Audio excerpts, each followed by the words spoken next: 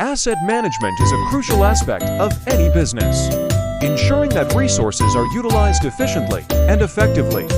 While IT assets, like servers and software, are often the focus, non-IT assets, such as machinery, vehicles, and office equipment, play a significant role too. Neglecting non-IT assets can lead to substantial business and IT losses.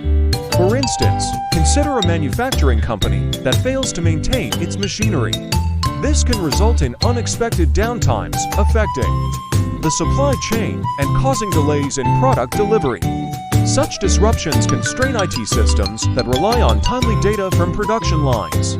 Another example is an organization that doesn't track its vehicles' maintenance schedules. This can lead to transportation inefficiencies, impacting logistics and IT systems that depend on real-time location data. In essence, while IT assets are vital, non-IT assets are the backbone of many operations. Overlooking their management can have cascading effects, disrupting both business processes and IT infrastructure.